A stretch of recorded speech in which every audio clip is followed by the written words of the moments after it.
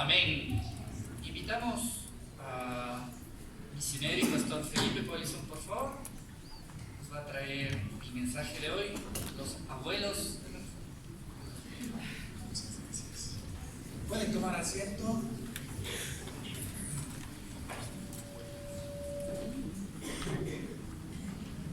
Un versículo muy corto hemos leído, quizás un versículo muy conocido, pero quiero tomar algo muy claro de este versículo y espero que lo puedan ver si vemos el versículo antes.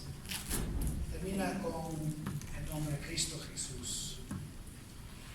Y aquí Pablo está hablando a Timoteo de una cadena que conecta a Jesús, a Pablo, a Timoteo y a los discípulos que Timoteo iba a escoger para que hablen al quinto eslabón.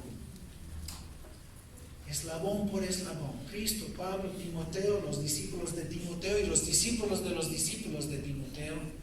Y esta cadena es de suma importancia. Pero como vimos en la canción, a veces no lo vemos. Las cosas que Dios está haciendo a veces no se ve. Pero esa cadena está por ahí. Un amigo mío anoche me decía que le habían robado la billetera 2 o 3 veces, creo que 3 veces. Y ahora él tiene una cadena conectada a su billetera para que no sea tan difícil. A mí me robaron mi llanta de repuesta unas 2 veces y yo puse una cadena ahí. Cuando algo no quieres perder, lo pones una cadena. Una vez estaba caminando con mi hijo cuando era niñito nomás. Y era un montón de gente tan pegado que yo dije, me voy a perder al hijo. Entré a una ferretería, compré una soga y lo amarré a mi correa y lo amarré a su cinturón. Dije, puede pasar algo, pero de alguna forma él no va a estar más que 50 centímetros de mi lado. No importa quién nos choca, quién entra ahí. Cuando algo vale, lo queremos asegurar. Y Cristo de alguna forma había encomendado a Pablo el Evangelio para llevar a los gentiles. Él había tomado a Timoteo como uno de sus discípulos más preciosos. Y él dice, Timoteo, la cadena no termina contigo. Tú tienes que encontrar gente de confianza que van a escuchar todo lo que yo te he enseñado a ti. Y tú les vas a enseñar a ellos y ellos lo van a enseñar a otros. Y muchos de nosotros podemos sentir, bueno, Pablo, Jesús, Timoteo, ellos sí eran eslabones muy importantes. Yo, ¿cómo califico ahí? Quizás un eslabón hecho de alambrecito nomás por ahí. Quizás no me siento como algo crítico en el reino de Dios. Y por eso yo quería hablar de este tema de los abuelos de la reforma. ¿A qué me refiero? Hay unos padres de la iglesia en el siglo II y III, después de Cristo, que si ellos no hubieran sido parte de esa cadena, la reforma no pasaba.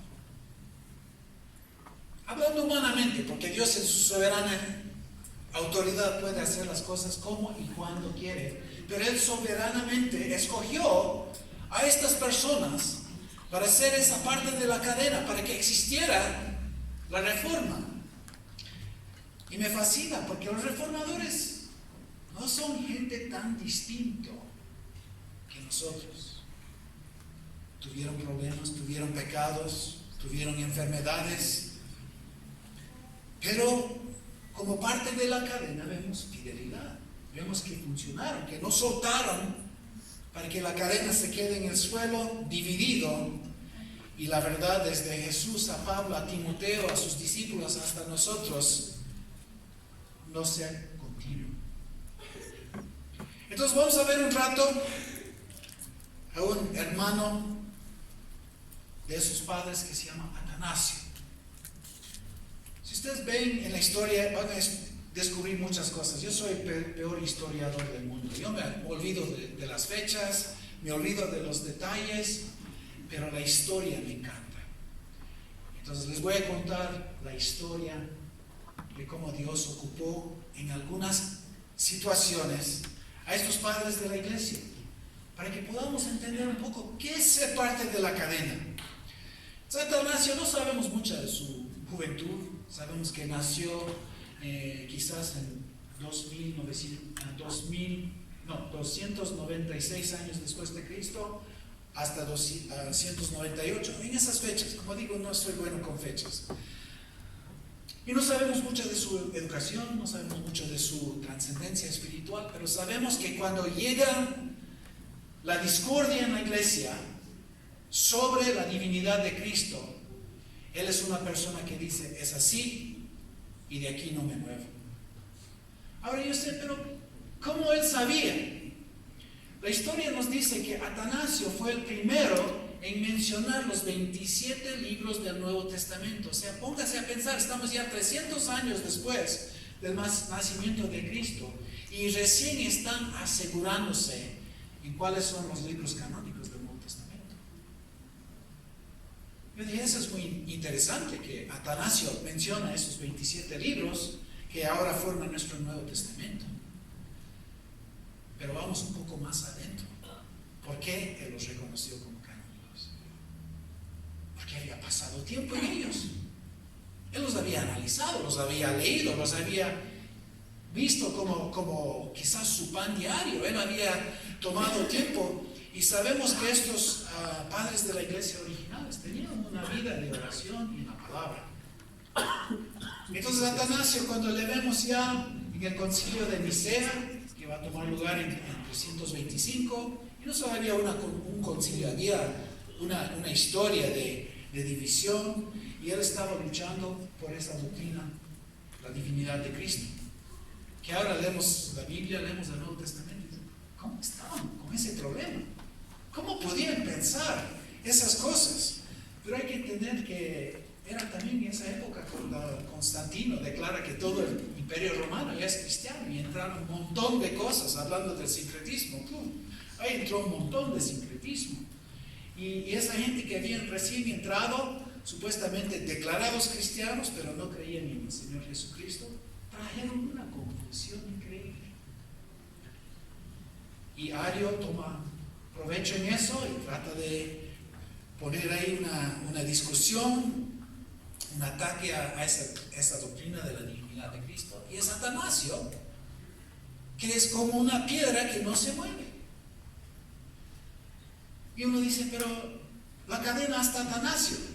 Vemos a Jesús, Pablo, Timoteo, y de ahí desaparece la cadena, como dice la canción. No le vemos a Jesús completamente en todas las influencias, pero de repente vemos que Atanasio es parte de esa cadena irrompible. Y que no era fácil. Una de las cosas que vemos en Atanasio, fue exiliado de Alejandría 5 veces. Él llegó a ser el obispo de Alejandría y la gente le amaba tanto que ellos no recibieron a ningún obispo como sustituto. Cuando fue exiliado, ellos dijeron, hasta que la iglesia define y él regresa, este obispo que han puesto no es nuestro obispo. No le tenemos confianza. En Atanasio sí, pero cualquier sustituto no. Y con el tiempo volvía de un exilio, después otro exilio. Y decimos, pero estos exilios, ¿cómo Dios permite eso? Dios está edificando su iglesia, que las puertas del Hades no prevalezcan contra ella. ¿Cómo es que Atanasio, siendo un héroe de la fe, un héroe de la ortodoxia, un héroe de la doctrina de la divinidad de Cristo, cómo se permite que él sea quitado de su lugar de donde él es el obispo? Era el plan de Dios, otra vez obrando en formas que no vemos. Porque al ser exiliado, él tenía que ir al desierto. ¿Y quién está esperando en el desierto? El padre del monasticismo, Antonio. Mi iglesia le dicen Anthony del desierto.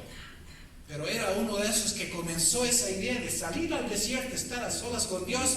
Anthony no era así un intelectual. Había salido de una vida simple. Pero el momento de leer en Mateo, donde Jesús dice, vende todo lo que tienes y sígueme, él tuvo la audacia de hacerlo. Nosotros hoy en día decimos, bueno, eso no creo que se puede aplicar en todas situaciones, y eso es cierto, y muchas vemos que como que nos preocupa, anda, vende todo lo que tienes y sígame. Anthony simplemente leyó su versículo y vendió todo lo que tenía y fue al desierto a buscar a Jesús, a buscar la verdad, a estar a solas con Dios. Y Atanasio, en sus exilios, encuentra en Anthony una persona ahí en el desierto que le recibe. Claro, Atanasio, ven conmigo. Puedes estar aquí, vamos a darte de comer, porque aun con todo lo que vendió Anthony, nunca le faltó nada, y él comienza a tener una familia de lo que llaman los monjes del desierto.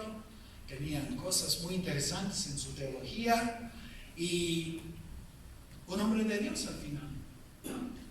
Entonces, estos exilios sirvieron a Atanasio para juntarle con otra parte de la cadena, y le impactó tanto que Atanasio escribe la biografía de Anthony. ¿Por qué? Aquí hay un hombre de Dios. Toma la palabra de Dios como su autoridad absoluta. Y ha vendido todo, ha renunciado a todas las ventajas de tener una familia, de tener hijos, de tener su negocio. Dejó todo y está ahí con Dios. Y está ahora con un discipulado de personas que también le acompañan. Y Atanasio en su momento escribe esa biografía. Y decimos, wow. Entonces ahí vemos dos eslabones. Atanasio, Anthony. Pero en otra parte del mundo, en Hipona, nace un joven malo. Un joven que estaba adicto a las cosas sexuales, tenía su concubina, tenía su vida en el mundo. En un momento él dice, yo era ladrón, yo era inmoral. Menciona lo que quieres. Era el chico malo de la película.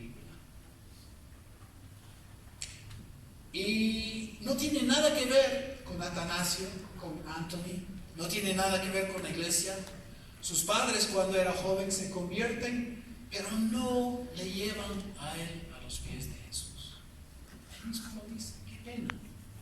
Mis padres conocieron al Señor cuando yo era joven, pero nunca me dijeron, tienes que seguir a este Señor. Me veían mi vida desordenada y que buscaron que yo vaya a un colegio muy importante para aprender a ser orador y profesor para futuros oradores.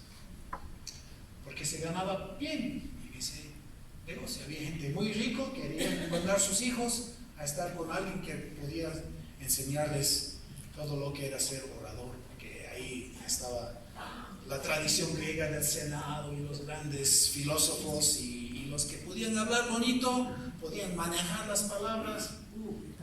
Era una economía muy buena para ellos. Y sus padres, en vez de darle una herencia espiritual, le dan una herencia de una buena educación, que no es malo, pero por favor, los dos. Entonces, Agustín se va a Roma eventualmente, a llegar a ser uno de los profesores. Y ahí le mandan los chicos de las familias ricas, y estos chicos eran molestosos, orgullosos, no hacían caso al profesor. Al final él se aburre y va a Milán. Y en Milán encontramos otra parte de la cadena, Ambrosio. Ambrosio, siendo un obispo ahí, comienza a tocar la vida de San Agustín. De tal forma que San Agustín dice que a los 19 años comenzó una lucha en mí. Escuchando el Evangelio y viendo mi vida, yo sabía que algo estaba mal. Pero esa lucha continuó 11 años. O sea, la conversión de San Agustín realmente no la encontramos hasta que tenía 30 años. Entonces la influencia de Ambrosio como un hombre de Dios, trabajando en la vida de San Agustín 11 años. Pero aquí viene la conexión.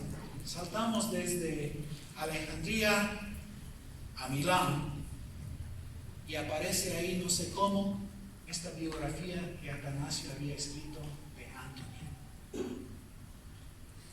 Y San Agustín, al leer de Anthony, como que le rompió las defensas.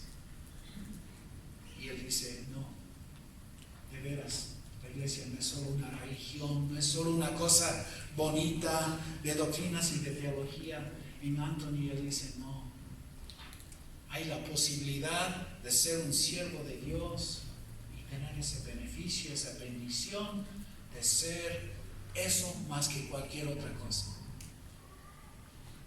Entonces ahora tenemos 4, ¿no? Tenemos a Atanasio, tenemos a Anthony, tenemos a Ambrosio, tenemos a Agustín. ¿Y por qué los abuelos de la Reforma? Porque sin Agustín no se convertía Martín Lutero, no se convertía Calvino, no se convertía Wycliffe, impactó a Jan Hus. O sea, la cadena comienza a ser más complejo y más visible, pero después de un tiempo otra vez casi invisible. O sea, en el tiempo de Cristo, muy claro la cadena, en Pablo, los apóstoles, quizás en los padres que vinieron después, como Policarpo, que era discípulo de Juan, y como que desaparece, y otra vez con Atanasio aparece partes de la cadena, desaparece otra vez, y en la Reforma de repente estamos viendo a monjes que eran seguidores del pensamiento de San Agustín. Una cosa increíble. Yo no hubiera podido planificar eso para nada. Yo hubiera dicho, bueno, este tiene que estar aquí, este tiene que estar así, todo ordenado, porque soy presbiteriano, todo tiene que ser claro, definido. Pero Dios no trabaja como presbiteriano, discúlpeme, yo creo en las doctrinas bíblicas, pero Dios trabaja de una forma tan misterioso que no lo podemos analizar. Uno dice, pero en cualquier momento uno de esos moría, y algunos sí murieron, pero no murieron hasta que conectaron con otro eslabón y de alguna forma la vida de ellos funcionaba. Y con Ruth estuvimos conversando de 2 hombres de Inglaterra, porque la Reforma había venido a Inglaterra y había la reina María la Sangrienta que odiaba la Reforma y trató de destruirlo, mató quemando en la estaca a 280 reformadores. Y uno dice, pero al matarles ahí termina, se destruye la cadena y ahí queda apagado. No. Y 2 de los que estaban siendo quemados lado a lado, Latimer y Ridley, estaban ya las llamas ya prendidas, el fuego ya había comenzado. Y Latimer le dice a Ridley, sé un hombre, Ridley, porque hoy día ellos prenden a nosotros, pero sin saber están prendiendo un fuego que nadie lo puede apagar. Y fue cierto. Con su muerte se hacía más fuerte el eslabón, porque la gente decía, ellos muriendo no reniegan, no se retractan, ellos dicen, yo estoy dispuesto a morir. Mi Cristo vale la pena, Él es el verdadero. Y como Atanasio no le paraban con el exiliado, San Agustín tenía temor de que la caída de Roma iba a causar que toda su ciudad, porque él volvió y era obispo de Roma, y no pasó, logró todos sus escritos, que si usted comienza ahora a leer todo lo que escribió San Agustín, vas a morir antes de terminar, ¿no? Permiso. Pero si quieres leer dos de sus escritos más importantes, Ciudad de Dios y Confesiones de San Agustín, y vas a encontrar la profundidad de estas personas. Y como yo antes mencioné en una de las conferencias, no quiero que ven toda esta historia sin darse cuenta que toda esta gente que llegaba a la estaca, que se quemaban, que se escribían, que se defendían, que eran las cadenas principales, eran hombres de la palabra y de la oración. Y eso debe ser la tradición presbiteriana, pero me da miedo preguntarles cuántos de ustedes han leído su Biblia vez tras vez, de capa a capa, Génesis hasta Apocalipsis, y lo tienen no solo en su cerebro, pero fluyendo en sus venas, porque esa es nuestra tradición. Y si eso lo perdemos, tiramos el nombre presbiteriano al tacho. No nos sirve. Si nosotros no somos un pueblo que conocemos, amamos la palabra de Dios y estamos en la oración, no nos sirve. Y quiero llegar aquí al punto muy importante. Y milagrosamente yo quería usar otro versículo y de repente veo que lo habían imprimido en el boletín. No sé quién imprimió este boletín, quién lo diseñó, pero el Espíritu Santo está obrando en ti, porque ese versículo a la cabeza también Dios me hizo ver esta mañana. porque es algo tan importante, porque a veces dimos la soberanía de Dios aquí, la responsabilidad humana acá. Si me voy muy por la soberanía de Dios, entonces yo no tengo mucha responsabilidad. Si voy mucho por la responsabilidad humana, yo tomo la gloria por lo que ocurre y la gloria no va a Dios. Hay un misterio total acá que nunca debemos menospreciar. Pero aquí en este texto de Efesios 2, y yo quiero enfocar en la parte 10, el versículo 10. Todos conocemos el 8 y 9, ¿no? Por gracia sois salvos por medio de la fe, ¿no? Todo eso lo sabemos a perfección. Pero veamos la última parte, donde dice: porque somos hechura suya, creados en Cristo Jesús para buenas obras, las cuales Dios preparó de antemano para que anduviésemos en ellas. Ahora, aquí viene la solución del misterio. Dios ha predestinado todas las obras que tú vas a hacer. Él ya lo sabe. De aquí tú vas a salir y vas a orar, y Dios ya sabe de antemano cuál es tu oración. Y si es que no lo oras, también sabía Él que no lo ibas a orar. Es omnisciente, es omnipotente, o sea, Dios no tiene límites. Tenemos que entender eso. Pero mira cómo Él conecta a estos dos para que nosotros, como parte de la cadena, sabemos cómo actuar. Él dice: de antemano, ustedes como hechura de Cristo, como algo que Cristo ha hecho, yo no solo les he hecho, yo no solo les he salvado, pero he preparado para ustedes el camino en que van a caminar, y he preparado de antemano las oraciones que van a orar, las obras que van a cumplir, porque eso es mi regalo a ustedes. Y está todo planificado, y usted no lo va a conocer, pero al tener fidelidad a la palabra y la oración, vas a caer en ese camino, inevitablemente. ¿Y qué más? Puedes entrar en esas oraciones y esas obras de justicia con todo el ánimo para la gloria de Dios, porque sabes, si Él no te ayudaba, no lo harías. Increíble. A veces yo luchaba con el asunto de la oración y la soberanía de Dios. ¿Por qué orar? Dios ya sabe lo que va a hacer. Ya es un hecho. Pero que tenemos que darnos cuenta que Él no solo planificó lo que va a pasar, pero planificó cómo va a llegar a pasar. En términos reformados doctrinales decimos que Él predestinó tanto los medios como los fines. ¿Y cuál es el medio? La oración, la obediencia, caminar en estas obras que Él preparó de antemano. Estaba viendo en Tito al final del capítulo 2.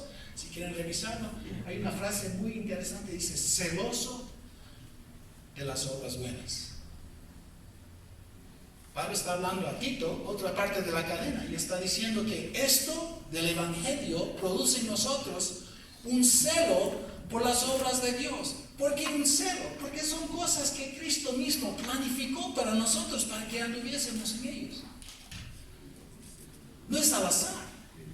Nosotros podemos libremente tomar esta Biblia, salir, obedecer, orar, buscar, servir al Señor, arriesgar nuestra vida y saber, Cristo ya sabía que iba a hacer eso.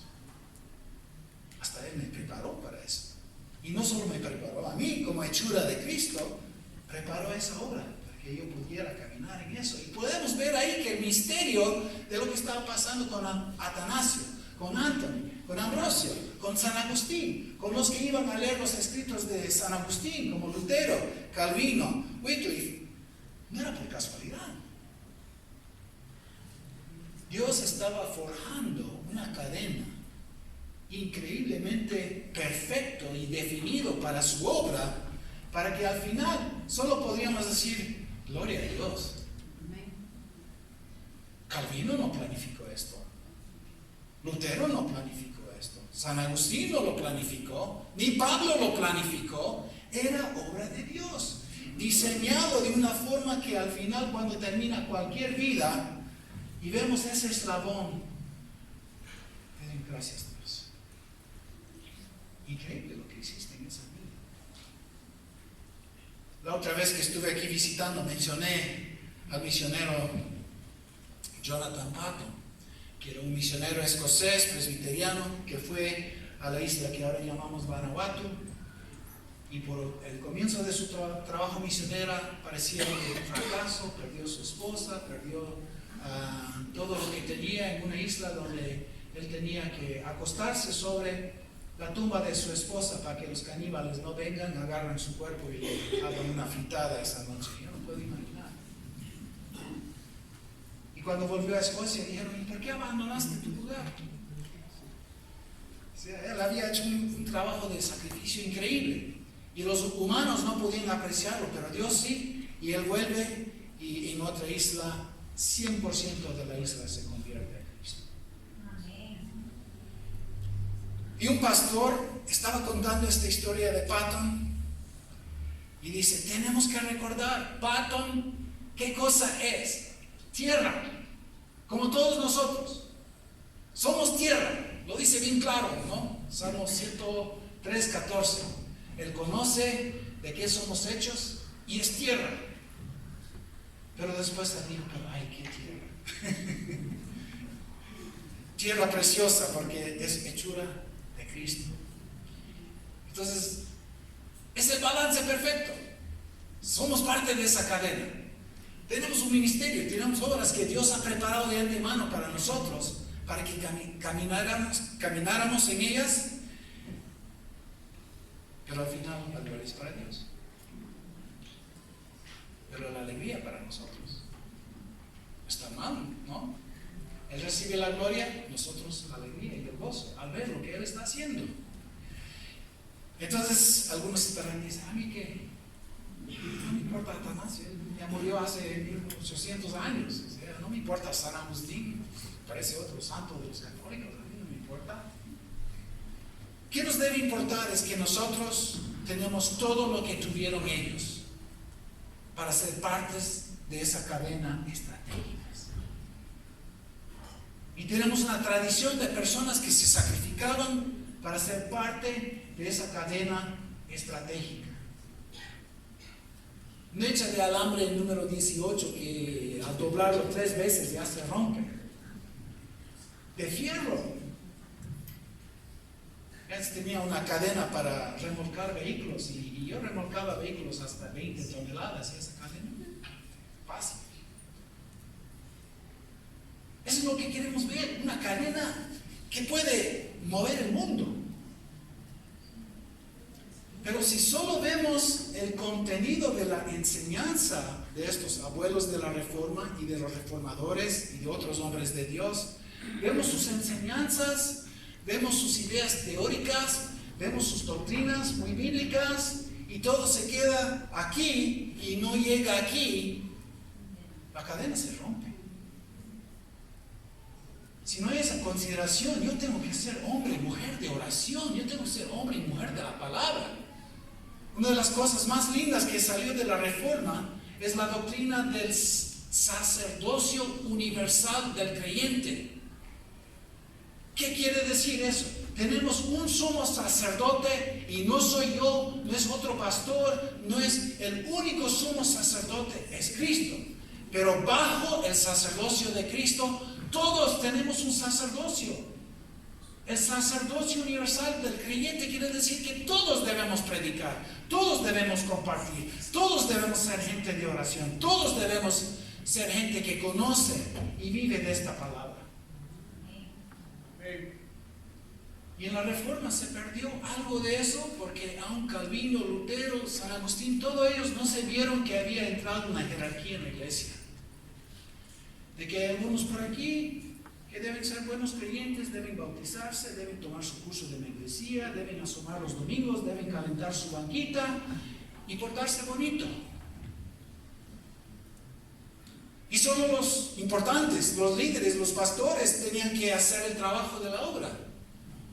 Y es una mentira increíble. Efesios 4 nos dice que Dios nos dio a los apóstoles, los profetas, los pastores, los maestros para equipar a los santos. ¿Para qué? Para que seamos parte de esa cadena, no pasivos. Como mencioné, creo el día miércoles cuando hablamos de la prédica, hay algunos que vienen con esa actitud. A ver, ¿qué me dirá el pastor? ¿Me va a caer bien? Ay, creo que se me está ofendiendo. Cuidado, Y esa actitud es terrible. Es una abominación realmente que nosotros no nos sacerdocio. Cuando predica el pastor debe ser un pasaje que ya hemos leído y meditado y podemos decir, amén, está dándole en el clavo.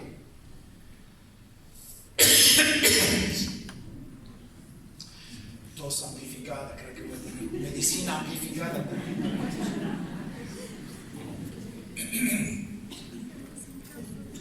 Entonces, mi deseo para ustedes es que tomen estos versículos bien conocidos, pero lo toman como un reto de que ya no siga la iglesia como está, que ya no seguimos nosotros. Tantas personas dicen, hay que cambiar algo en la iglesia, y yo digo, tú. Lo decían, bueno, el liderazgo tiene que mejorarse, bueno, esto hay que... No. Yo no puedo cambiar muchas cosas, pero yo sí puedo cambiar esta persona aquí. Yo puedo despertarme temprano en la mañana y agarrarme la palabra de Dios y leerlo por un tiempo y meditarlo. Y puedo tomar un tiempo de oración. Nadie me dice que no. Pero mi carne a veces dice, no, tranquilo, todavía está calientita la sábana, no te mueves. El cambio tiene que comenzar aquí. Si nosotros queremos ser parte de esa cadena y tener un impacto, y lo interesante de una cadena, no sé si lo han pensado, pero un eslabón puede cargar 2 eslabones, no tiene que cargar solo uno. Y a esos 2 se puede cargar 4, y 8, y 16, y 32, y 64, y 128, y ahí terminó mi matemáticas. Pero ¿a qué me voy? Proporcionalmente, la cadena tiene que ser más fuerte que simplemente el cargo de su propio peso. Tiene que cargar peso de otras personas que vienen atrás. Y por esa razón tenemos reformadores y los abuelos de la reforma.